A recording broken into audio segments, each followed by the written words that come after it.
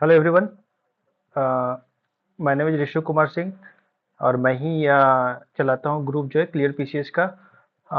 जैसे मैं अभी थोड़ा अपने बारे में आपको इंट्रोड्यूस कर दूं कि earlier I have worked as a officer in the bank of Baroda. I work there 3 years. उसके बाद जो है मैं यूपीएससी फील्ड में आया। I have written mains as well as appeared in the interview UPSC as well as UPPCS. ठीक है। और करंटली जो है I am associated with PW only I S, study I Q I S and Dhyeya I S. और आज का जो मेरा एजेंडा है आंसर राइटिंग पे पूरा फोकस होगा आंसर राइटिंग। और आई एम एज्यूमिंग कि आप लोग या तो पहले मेंस लिख चुके हैं या फिर इस बार लिख रहे हैं। आप लोग में से कितने लोगों ने मेंस लिखा है इस बार, प्रीलिम्स क्लियर किया है?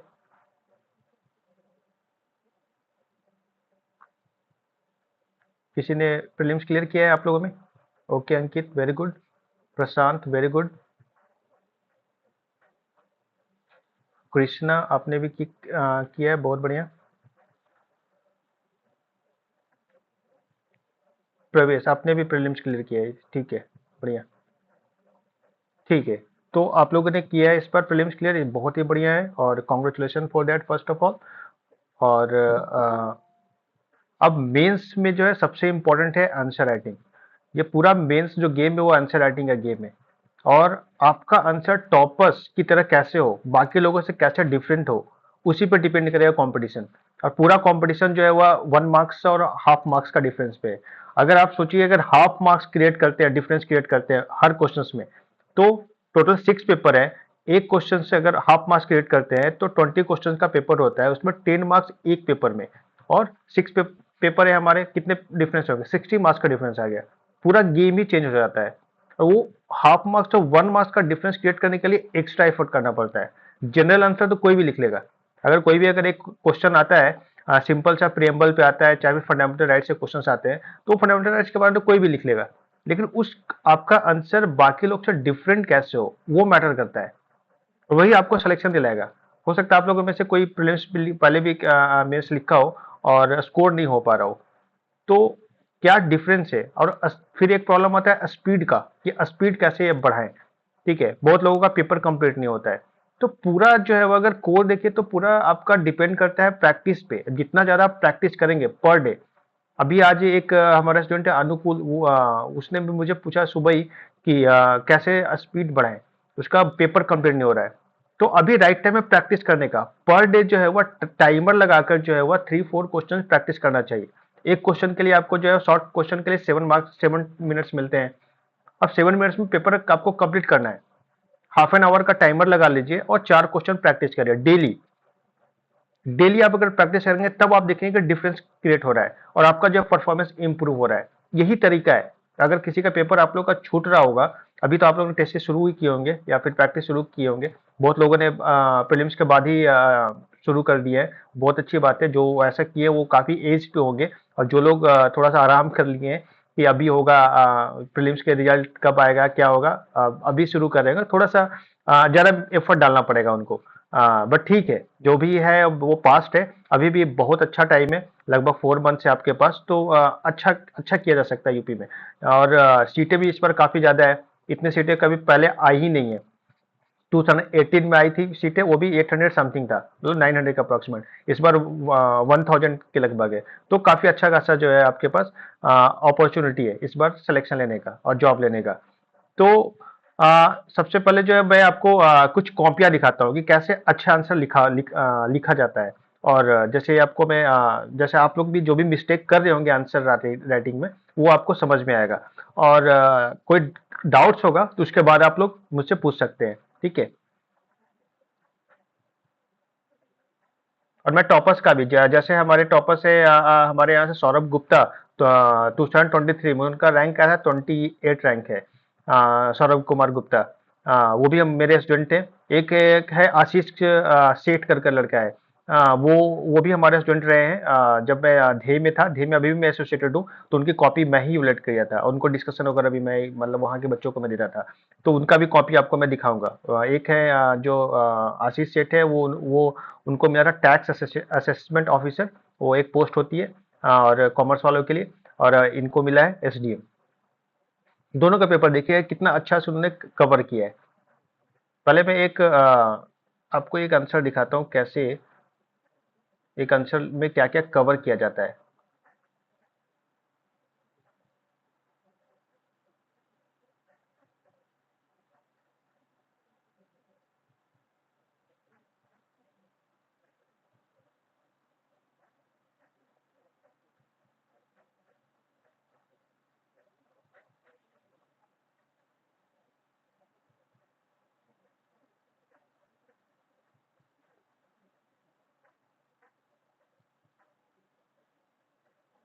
आप लोगों को ये दिख रहा है, स्क्रीन दिख रहा है? आई थिंक स्क्रीन दिख रहा है।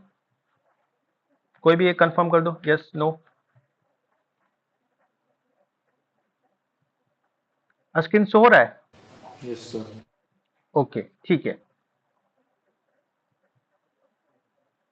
अब देखिए ये इंग्लिश मीडियम का कॉपी है। इंग्लिश मीडियम हो हिंदी मीडियम हो, अप्रोच तो सेम ही होना चाहिए और हर चीज पे जो है वह मार्क्स बटे होते हैं आपके। तो जैसे ये क्वेश्चन है आपका, ये क्वेश्चन में लेता हूँ। जैसे क्वेश्चन है आपका कि एनालाइज, पहले तो टेल वर्ड के बारे में बहुत लोगों को टेल वर्ड ही पता नहीं होता है। ये क्रिटिकली एनालाइज का मतलब क्या होता है, डिस्कस डिस्कस अगर हो तो उसका मतलब क्या होता है, ठीक है।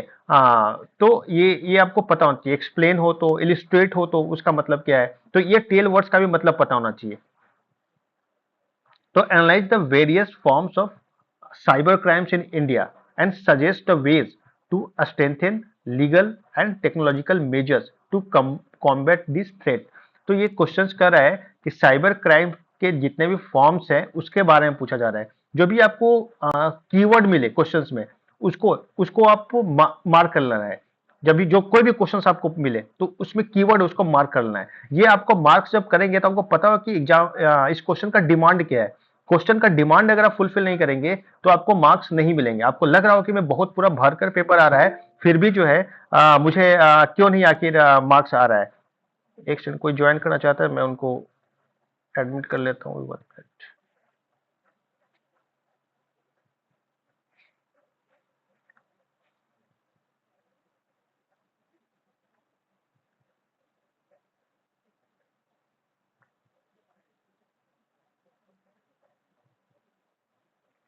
ठीक है। तो हाँ, मैं कह रहा था डिमांड डिमांड इंपॉर्टेंट है। तो देखिए इस क्वेश्चन का कीवर्ड से साइबर क्राइम, साइबर क्राइम के बारे में क्वेश्चन पूछा गया है। फिर जो है वेज टू स्ट्रेंथन, क्या क्या वे है उसको स्ट्रेंथन करने का, उसके बारे में पूछा गया है। ठीक है। लीगल एंड टेक्नोलॉजिकल मेजर्स पूछा जा रहा है, सारे मेजर्स नहीं पूछे जा रहे हैं। क्वेश्चन ध्यान से पढ़ना है। लीगल और टेक्नोलॉजिकल जो मेजर्स हैं उसके बारे में यहाँ पूछा जा रहा है कि इस थ्रेट से कैसे लड़े, कॉम्बैट कैसे किया जाए। तो देखिए साइबर क्राइम है तो साइबर क्राइम को सबसे पहले जो है वो एक आंसर का 3 पार्ट होते हैं। एक होता है इंट्रो, एक होता है इंट्रो, दूसरा होता है बॉडी, और देन जो होता है कंक्लूजन, देन कंक्लूजन। तीनों पे मार्क्स बटे रहते हैं। बहुत सारों को मैं क्वेश्चन ये इवेलुएट करता हूँ कॉपी, उसमें इंट्रो ही नहीं होता है, फिर कंक्लूजन नहीं होता है। आपको मार्क्स 1 मार्क्स यही कट जाएंगे आपको। तो वैसा नहीं करना है आपको, जो है वह सारे में जो है वह आपको देना है। इंट्रो भी देना है, बॉडी देना है एंड कंक्लूजन देना है। अब देखिए बात आ रही है साइबर क्राइम की, क्वेश्चन है तो साइबर क्राइम से रिलेटेड कोई फैक्ट से आप शुरू कर सकते हैं या फिर इसको डिफाइन कर सकते हैं। ये तरीका होता है इंट्रोडक्शन का। अब यहाँ पे इस लड़की ने देखिए लिखी है, according to the crime in India reports ला, इन्होंने एनसीआरबी का डेटा कोट किया है। 24.5% इंक्रीज साइबर क्राइम जो है वह इंक्रीज हुआ है।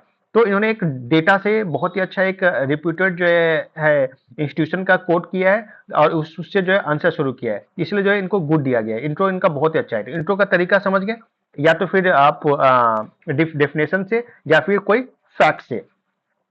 अब देखिए नेक्स्ट नेक्स्ट है, इन्होंने various forms of cyber crime in India. तो वेरियस फॉर्म्स क्या क्या है, इन्होंने सारा का सारा जो है वह फॉर्म्स यहाँ पे दे दिया है। सारा का सारा इन्होंने फॉर्म्स दिया है, चाहे चाहे वो फिशिंग हो या फिर ऑनलाइन बैंकिंग से रिलेटेड हो, हैकिंग हो, क्रिप्टो करेंसी से रिलेटेड हो, सारे टाइप्स जो इन्होंने यहाँ पे लिख दिया है। फिर जो है नीचे इन्होंने और शॉर्ट में लिया है, जैसे क्राइम्स अगेंस्ट पर्सन तो क्या हो सकता है, तो साइबर स्टॉकिंग हो सकता है, स्टॉकिंग। ठीक है। फिर जो है चाइल्ड पोर्नोग्राफी। ठीक है। फिर साइबर फिर जो है क्राइम्स अगेंस्ट प्रॉपर्टी। देखिए इसको भी इन्होंने बाइफरकेट कर दिया है। तो ये पूरा जो है वेरियस फॉर्म्स इन्होंने कवर किया है। अब देखिए इसको कहते हैं कंटेंट। अब इसमें जो मार्क्स कटने का कहीं स्कोप ही नहीं है। उन्होंने सारा फॉर्म सारा लिख दिया यहाँ पे। क्राइम्स अगेंस्ट पर्सन लिख दिया, क्राइम्स अगेंस्ट प्रॉपर्टी लिख दिया, प्रॉपर्टी के अगेंस्ट क्या क्या क्राइम हो रहे हैं, तो सॉफ्टवेयर वेब प्राइवेसी हो रहा है, साइबर सिक्वेस्ट्रेशन हो रहा है, साइबर वेंटिलाइजेशन हो रहा है, तो सारा उन्होंने लिख दिया है। फिर क्राइम अगेंस्ट गवर्नमेंट, गवर्नमेंट के अगेंस्ट भी जो क्राइम हो रहा है, तो जैसे साइबर टेररिज्म, ये वर्ड हमेशा सुनते होंगे, साइबर वारफेयर, तो ये तीनों कितना अच्छा से इन्होंने जो है वह सारा एक ब्रॉडर कवरेज किया है। ये तरीका होता है एक अच्छा आंसर लिखने का, इनका मार्क्स कहीं स्किप ही नहीं हो सकता, कहीं कटेगा ही नहीं। फिर देखिए नेक्स्ट पार्ट उन्होंने क्या किया, next part, reason for the increasing cyber crimes in India, क्या क्या रीजन है, तो इन्होंने रीजन भी दे दिया है। अब फ्लो चार्ट, फ्लो चार्ट का बहुत इंपॉर्टेंट है, फ्लो चार्ट का यूज हम लोग क्यों करते हैं, फ्लो चार्ट डायग्राम का यूज हम लोग इसलिए करते हैं कि कम स्पेस में ज्यादा से ज्यादा पॉइंट लिख सकें, ज्यादा से ज्यादा एग्जाम्पल्स वहां पे कोड कर सकें, इसीलिए हम लोग का और ये टीचर को भी, जो एग्जामिनर है उसके लिए भी बहुत इजी होता है इसको इवेलुएट करना। जो भी आप आंसर लिख रहे हैं एग्जामिनर को जितना इजी बना सके कि वो आराम से पढ़ सके आपका आंसर, उसको प्रॉब्लम ना हो, आपको मार्क्स ज्यादा मिलेगा। ये आप एक फॉर्मूला आप नोट कर लीजिए, जितना इजी उसके लिए रहेगा वो उसके लिए वो आपको मार्क्स ऑटोमेटिकली एक एक मार्क्स ज्यादा देते जाएगा। फिर देखिए यहाँ पे उन्होंने एग्जाम्पल दिया है, बहुत ही करंट का एग्जाम्पल दे दिया है, कैम्ब्रिज एनालिटिका जो केस था 2018 का, ठीक है, उसका उन्होंने यहाँ पे एग्जाम्पल दे दिया है।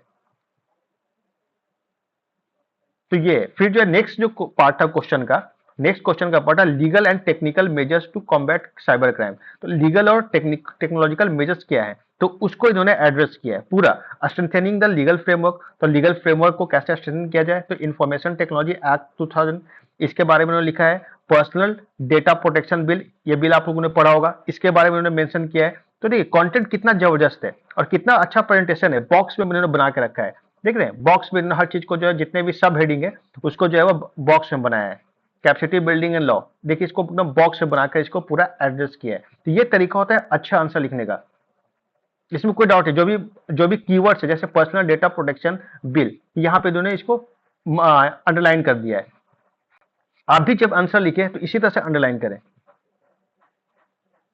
फिर देखिए टेक्नोलॉजिकल एडवांसमेंट, इसमें भी सारे सारे पॉइंट्स वो दे रखे हैं, सारे के सारे पॉइंट जो टेक्नोलॉजिकल एडवांसमेंट है। एक सेकंड, कोई ज्वाइन करना चाहता है, 1 मिनट, टाइम से नहीं आने पे ये होता है।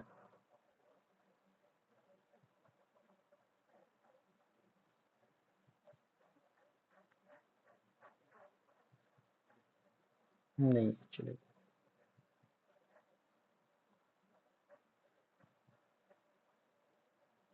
ठीक, यहाँ पे देखिए फिर public private partnership in the cyber security, फिर जो साइबर सिक्योरिटी अवेयरनेस कैंपेन, तो पूरा 5 पॉइंट्स लिखे हैं, 5 पॉइंट्स यहाँ पे लिखा गया है, 5 पॉइंट्स, इतना ही चाहिए आपको। तो ये एक अच्छा आंसर लिखने का क्या है, सबसे इंपॉर्टेंट मैंने क्या बताया आपको, इंट्रो एक होना चाहिए, इंट्रो एक बहुत ही अच्छा होना चाहिए, तो ये आपका इंट्रो इंट्रो हो गया। फिर जो इसका various forms of cyber crime in India, ये हो गया आपका, ठीक है। फिर उन्होंने साइबर फॉर्म्स पूछा था, फॉर्म्स फिर उनका जवाब पूरा लिख दिया इसको। फिर जो है आपका रीजंस दे दिया, फिर जो है लीगल, फिर एग्जांपल्स भी उन्होंने दिया, एग्जांपल जरूर लिखा करें, एग्जांपल जो है मैं बताऊंगा अभी थोड़ा सा उस पर भी कि कैसे एग्जांपल्स आप ऐड कर सकते हैं। जितना ज्यादा एग्जांपल लिखेंगे उतना ज्यादा आपका आंसर अच्छा होगा।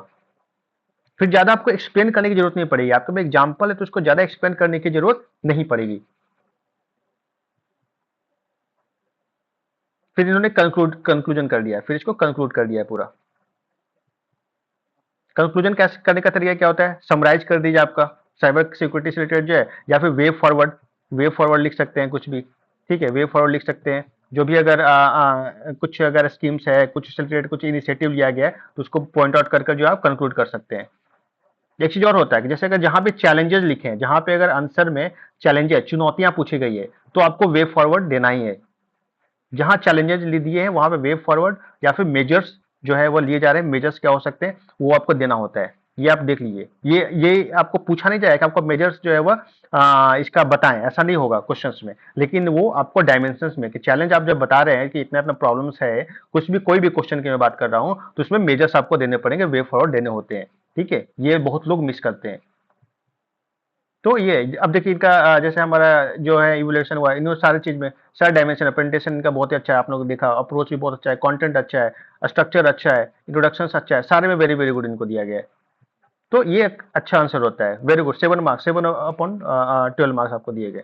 तो पूरा जो है वह इस तरह से जो है वह पूरा क्या कहते हैं, आपको एक अच्छा आंसर लिखना चाहिए। ठीक है, आई थिंक आप लोग समझ रहे होंगे कैसे एक अच्छा आंसर, क्यों आप लोग अपना जो आंसर आप लिखते होंगे उससे आप कंपेरिजन कर सकते हैं कि आखिर जो है कहाँ पे कमी हो रही है, क्या प्रॉब्लम्स आ रही है आपको। ठीक है, आपको मैं दिखाता हूँ सौरभ गुप्ता की कॉपी।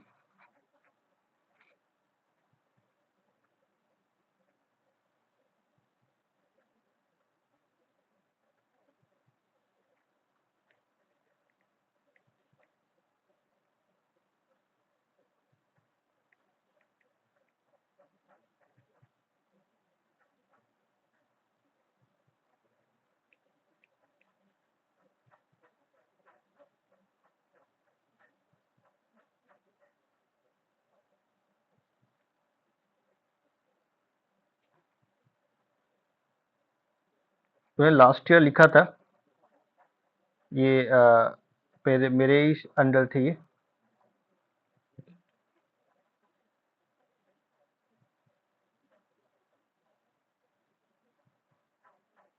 तो है इनका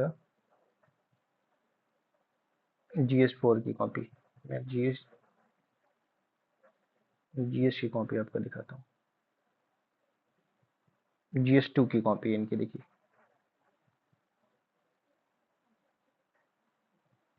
अब देखिए कितना अच्छा से लिखा है, मैंने सारा मैं आपको एक्सप्लेन नहीं करूंगा, बस इनका देखिए कि कैसे इन्होंने डिमांड को कवर किया है। थोड़ा light on the contribution of government of India act 1919 in the historical development of the Indian constitution.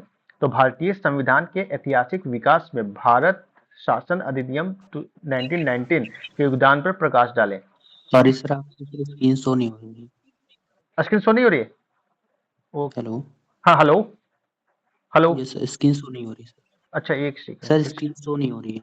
ठीक है, मैं फिर से इशू करता हूँ, 1 मिनट।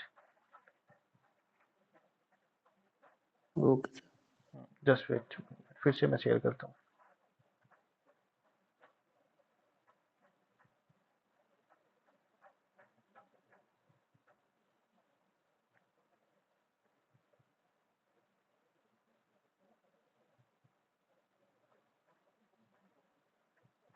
अभी शो हो रहा है? यस कोई सर, शो ओ, राइट। ठीक है। तो ये सौरभ गुप्ता की कॉपी, इसमें देखिए, throw the light on the contribution of government of India act 1919 in the historical development of Indian constitution. भारतीय संविधान के ऐतिहासिक विकास में भारत शासन अधिनियम 1999 के योगदान पर प्रकाश डालें। ये ये क्वेश्चन था। उन्होंने देखिए कितना अच्छा से उन्होंने सारा का सारा चीजें कवर किया। गवर्नमेंट ऑफ इंडिया के बारे में, एक्ट के बारे में पूछा गया है, तो government of India act 1919 was brought as a part of the series of legal reform by the British India, also known as Montagu Chelmsford reform. ठीक है, इनको जो है मॉन्टेग्यू चेम्सफोर्ड रिफॉर्म भी कहा जाता है। तो उन्हें एक फैक्ट भी डाल दिया और इसके बारे में जो है एक इंट्रो, ब्रीफ इंट्रो दे दिया गवर्नमेंट ऑफ इंडिया एक्ट के बारे में, क्योंकि यही क्वेश्चन था आपका। अब देखिए क्वेश्चन है कंट्रीब्यूशन के बारे में, तो इन्होंने कंट्रीब्यूशन का पूरा लिख दिया है। 1 पॉइंट दिया है, 2 पॉइंट दिया है, 3 पॉइंट, 4 पॉइंट, 5 पॉइंट्स। ठीक है, पूरा एक फ्लो चार्ट भी बना दिया, सिंपल फ्लो चार्ट भी इन्होंने बना रखा है। फिर उन्होंने एक और डायमेंशन कवर कर दिया है, उसके लिमिटेशंस के बारे में लिख दिया है, फिर जो ये कंक्लूड कर दिया है। तो ये एक अच्छा आंसर, इन्होंने पूरा कंप्लीट जो है वो सारा डायमेंशन पूरा कर दिया, जो डिमांड था क्वेश्चन का उसको लिख दिया, और फिर जो है इसको जो है वो कंक्लूड कर दिया। ये देखिए इनका सेकंड क्वेश्चन भी उन्होंने, बस अब देखते हैं किस तरह से उन्होंने लिखा है। इस तरह का प्रेजेंटेशन अगर आप रखते हैं तो आपको भी अच्छे मार्क्स मिलेंगे, आपको भी अच्छे मार्क्स मिलेंगे। प्रेजेंटेशन अच्छा हो जाए, प्रेजेंटेशन मैटर करता है, प्रेजेंटेशन जो है बहुत ही इंपॉर्टेंट है। प्रेजेंटेशन अगर अच्छा नहीं होगा तो आपका मार्क्स कम मिलेंगे, एवरेज मार्किंग करके जो है टीचर आगे बढ़ जाएगा। ठीक है, इसलिए प्रेजेंटेशन पे वर्क कीजिए आप लोग। अगर इस बार मेंस दे रहे हैं तो प्रेजेंटेशन पे वर्क करना है। अब ये क्वेश्चन देखिए, differentiate the Indian parliamentary system with the British parliamentary system. ठीक है, तो यहाँ पे parliamentary system is the government model in which council of minister is responsible to the legislative representative house. इसके बारे में उन्होंने इंट्रोड्यूस कर दिया है पार्लियामेंट्री सिस्टम के बारे में। फिर लोकसभा राज्यसभा देखिए इन्होंने बनाया है। फिर जो है इंडियन पार्लियामेंट्री सिस्टम और इंडियन ब्रिटिश पार्लियामेंट्री सिस्टम, ये दोनों को जो है इन्होंने लिखा है। देख रहे हैं, जब भी डिफरेंशिएशन पूछा जाए, देखिए इन्होंने बॉक्स बना, कितना अच्छा से बॉक्स बनाकर इन्होंने लिखा है, बॉक्स बनाकर लिखना है। अगर डिफरेंशिएशन पूछा है तो इसी तरह से बॉक्स बनाकर लिखना है, बॉक्स बनाकर। देखिए यही होता है प्रेजेंटेशन। ये चाहे तो बहुत लोग जो है वह सिंपल ऐसे करके लिखते हैं, और वैसा अगर लिखे होते तो जनरल टाइप का दिखता है, जनरल आंसर होता, लेकिन उन्होंने जो है वह इसको थोड़ा सा अच्छा कर दिया है। तो बॉक्स बना दीजिएगा डिफरेंसेस में, तो आपका जो आंसर थोड़ा सा प्रेजेंटेशन इंप्रूव हो जाएगा। प्रेजेंटेशन में वर्क करना पड़ेगा, स्पेशली वर्क करना पड़ेगा, उसको आप इग्नोर नहीं कर सकते हैं कि वो हो जाएगा, ऐसा नहीं है। आपको उस पर एफर्ट डालिए, कहाँ पे कौन सा डायग्राम आप डाल सकते हैं, कहाँ पे फ्लोचार्ट डाल सकते हैं, कहाँ पे मैप डाल सकते हैं, ये सारी चीजें जो है आपको प्रैक्टिस करनी पड़ेगी। थोड़ा सा कभी ना बैठ कर ब्रेनस्टॉर्मिंग किया करिए कि कोई क्वेश्चन ले लीजिए, उसमें आप क्या उसमें फ्लोचार्ट डाल सकते हैं, उसमें कौन सा डायग्राम ऐड कर सकते हैं, थोड़ा सोचिए। उसके बाद जो है आप नोट, बल्कि नोट्स भी बना लीजिए। अगर हर टॉपिक का जो भी टॉपिक मेंशन्ड है, GS1, GS2, GS3, GS4, सबका वर्ड जो मेंशन्ड है उसका डेफिनेशन तैयार कर ले, उससे रिलेटेड एक फैक्ट नोट कर ले, और उसमें क्या डायग्राम ऐड कर सकते हैं वो अगर कर ले, तो आपका जो है एक पूरा अच्छा से प्रिपरेशन हो सकता है इस बार मेंस के लिए। और यही होता है मेंस के लिए प्रिपरेशन, मेंस का प्रिपरेशन ऐसे ही होता है। अब देखिए उन्होंने कितना अच्छा सारे में डायग्राम बनाया है, और कितना टू द पॉइंट्स ये लिखे हैं, कोई भी इसमें फालतू चीजें नहीं है। स्ट्रक्चर एंड फंक्शन के बारे में पूछा जनरल काउंसिल में, जनरल काउंसिल के बारे में दे दिया है ना, क्या कौन कौन सा जनरल काउंसिल है, सारे 8 जनरल काउंसिल सारे के बारे में लिख दिया है। ठीक है, फिर जो है स्ट्रक्चर के बारे में पूछा तो इन्होंने स्ट्रक्चर बना दिया है पूरा। ठीक है, तो ये होता है एक अच्छा आंसर, ये तरीका होता है एक अच्छा आंसर देने का। ठीक है, तो इस तरह से जो है वह आप लोग भी प्रैक्टिस कीजिए। जितना प्रैक्टिस करेगा, जितना इंप्रूव करेगा, उतना अच्छा आपका होगा। जैसे हम लोग चलाते हैं ना डेली आंसर राइटिंग प्रोग्राम, हमारा मेंस का चलता है, फिर हम लोग अभी टेस्ट सीरीज भी लॉन्च कर रहे हैं। आपको अगर ज्वाइन करना है वो भी आप ज्वाइन कर सकते हैं। आप लोग को अच्छा फीडबैक मिलता है। जैसे मैं मॉडल जो है वो इवैल्यूएटेड कॉपी भी डालते रहता हूँ, आप देख सकते हैं किस टाइप से उसको वहाँ पे इवैल्यूएशन चल रहा है। यहाँ पे एक और आपको कॉपी दिखाता हूँ आशीष सेठ का, इन्होंने भी प्रैक्टिस किया हो तभी इनका जो है वो कॉपी इंप्रूव हुआ है, इनका आंसर राइटिंग इंप्रूव हुआ है। Discuss the development and the role of special economic zone in the trade and commerce of UP. Throw light on the challenges associated with them and suggest solution. ठीक है, UP के व्यापार और वाणिज्य में SEZ के विकास और भूमिका पर चर्चा करें, उनसे जुड़ी चुनौतियों पर प्रकाश डालें और उपाय सुझाएं। देखिए जितने भी क्वेश्चन है इसमें इसमें 3-4 क्वेश्चन है लगभग, और सारे का आपको जो है जवाब देना है कि यूपी में डेवलपमेंट एंड रोल क्या है सेल्फ स्पेशल इकोनॉमिक जोन का, और with respect to Uttar Pradesh, और उसके बाद में चैलेंजेस क्या है और उसके सॉल्यूशंस भी आपको देने हैं। इन्होंने स्पेशल इकोनॉमिक जोन के बारे में बता दिया है। ठीक है, उसके बाद जो है वो डेवलपमेंट बताया है, सेल्फ हेल्प ग्रुप, ये स्पेशल इकोनॉमिक जोन 2006 एक्ट के अंदर बना, पूरा इसको एक्सप्लेन किया है।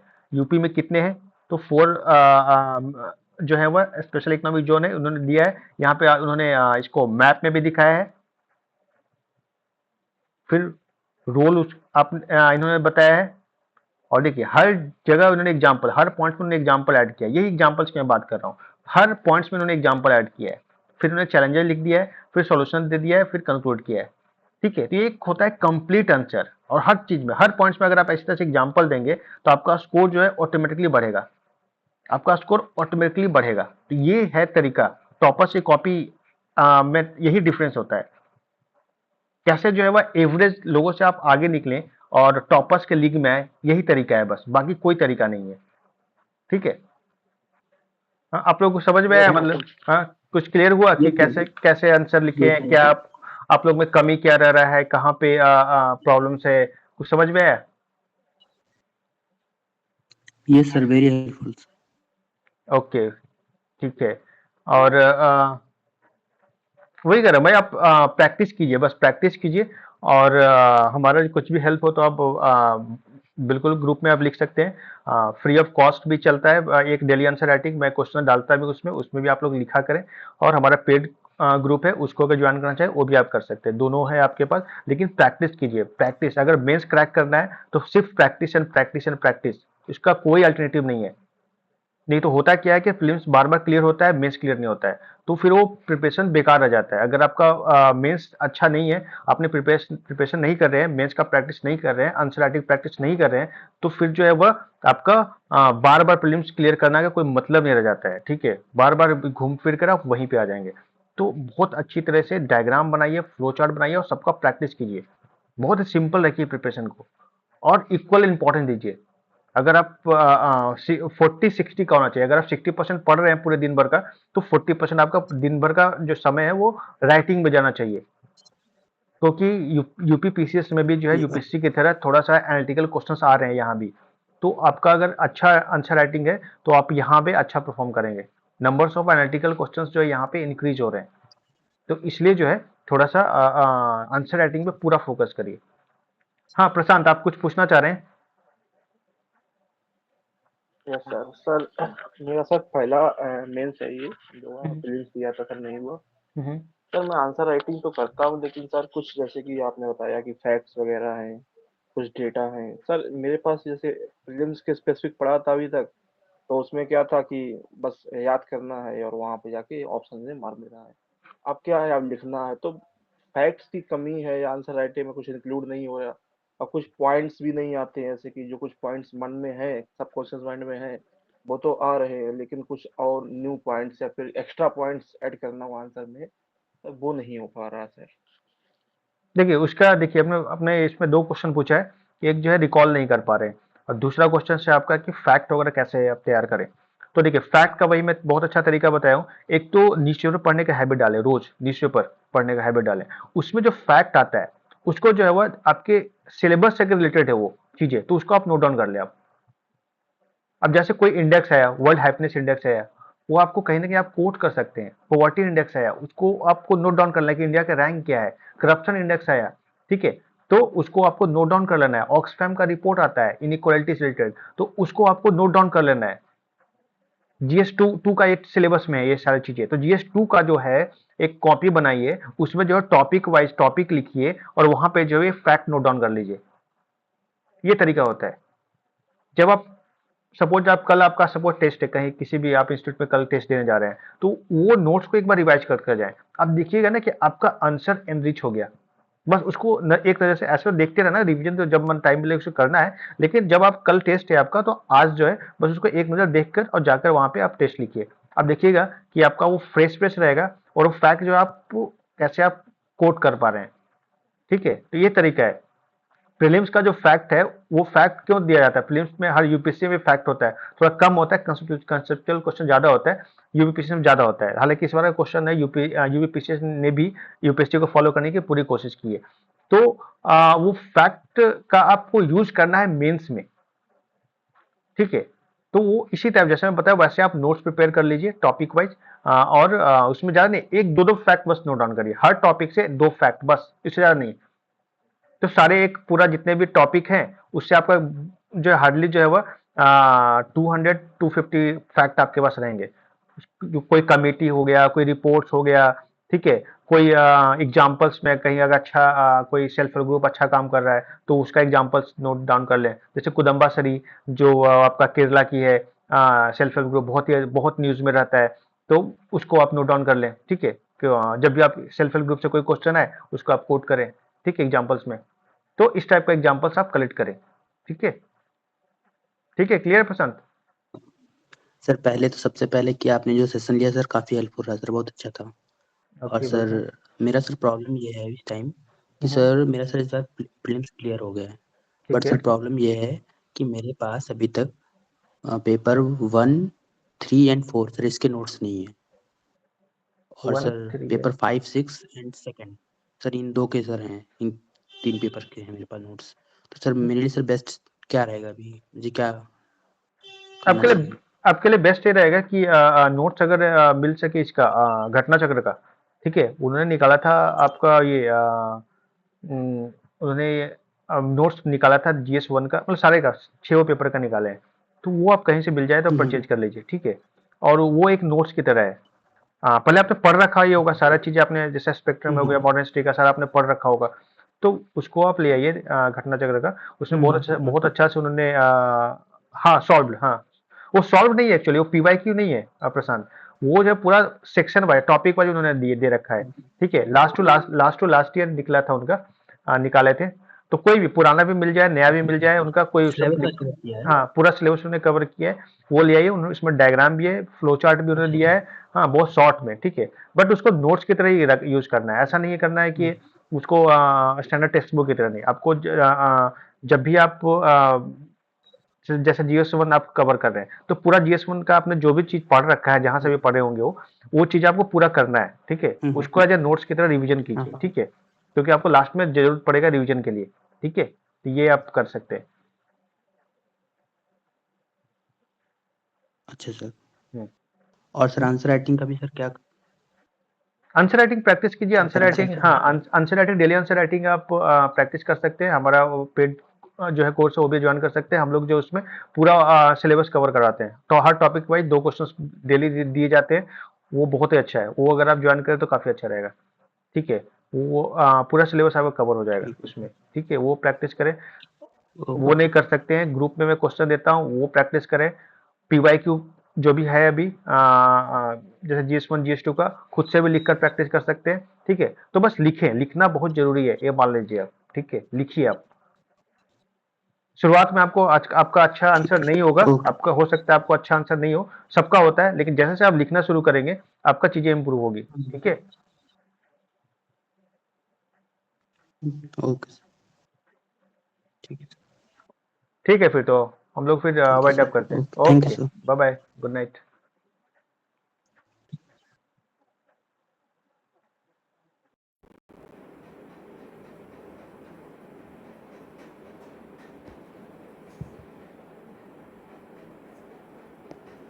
तो ये था पूरा आज का सेशन हमारा आंसर राइटिंग पे। सारे टॉपर्स का आप लोगों ने देखा होगा, पूरा वीडियो कैसे वो सब आंसर लिखते हैं, और ऐसा आप भी अचीव कर सकते हैं। इसके लिए जो है हमारा का पेड ग्रुप है डेली आंसर राइटिंग का, मेंस का, वो ज्वाइन कर सकते हैं। टेस्ट सीरीज भी है यहाँ पे, वो भी आप ज्वाइन कर सकते हैं।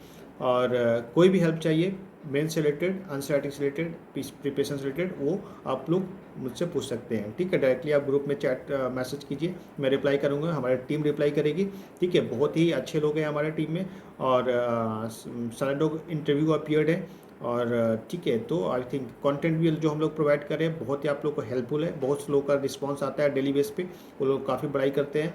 तो आई थिंक ये सेशन आप लोग को अच्छा लगा होगा। हम लोग फिर से मिलेंगे नेक्स्ट सेशन में, तब तक के लिए बाय बाय।